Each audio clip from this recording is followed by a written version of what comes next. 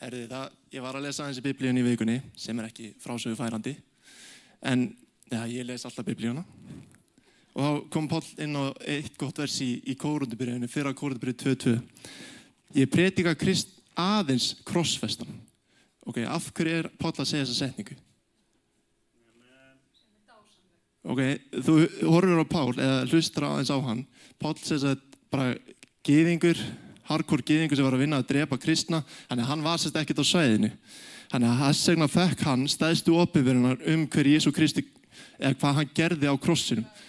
Og enda þetta miðpunktur trúarinnar, þetta það sem að kristna lífið gengur út frá. Þetta grunnvöllur trúarlífs okkar. Það Jesú Kristur og hann krossfestan. En mér langaði aðeins að lesa fyrir ykkur í Kólósebréfinu 2:13. Þeir voru dauðsögum afbrota ykkar og umskurðarleysis, en Guð lífgaði ykkur ásamt honum þegar hann fyrirgaf okkur öll afbrotin. Sem sagt, málið þetta, áður en við gerum kristinn, þá vorum við lifað í synd og bulli. Það ekkert af hverju, af því að við vorum ekki með þetta lögmál sem að gyðingarnir höfðu, og þess vegna voru fólk á þessum tíma svolítið oft, eins og þú hugsa kannski trúleysingja í dag, þeir lifa svolítið mikið í drykkju og svona saurlifnaði og svo framvegis.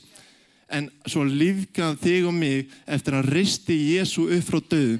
Biblían kennir okkur það, þegar hann fer á krossin, þá tekur hann þig og mig ekki holdinu, andanum og reisir okkur með honum upp frá dauðum.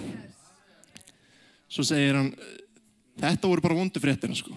Nú segir hann góðu fréttirnar. Hann afmáði skuldabrið sem þjaka okkur með ákvæði sínum. Hann tók það burt með því að negla það á krossin.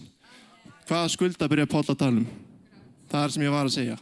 Hann tók syndina, hann tók bullið, hann tók dóminn sem að ég og þú áttu skilum að taka, sem var að lifa fjarstætt augliti Guðs. Hann tók á sig lögmálið, hann lifði lögmálið allt til enda, eitthvað sem þú og ég gátum ekki, en hann tók þetta allt saman á sig og enda segir hann í Jóhannes 19:30, það fullkomnað. Þess vegna þessi kristi boðskapur svo yndislegur. Þú þarft ekki að gera neitt til þess að verðskulda fara til Guðs, fara til himnaríki. Nei, hann kom og gerði þetta til þess að þú getur eignast lífið. Þess vegna köllum við þetta allt saman náðarboðskapur. Þú hólpinn af náð. Ég fór yfir þetta síðasta sunnudag og það gengur kristna lífið út á. Þetta grunnvöllur trúarlífs okkar.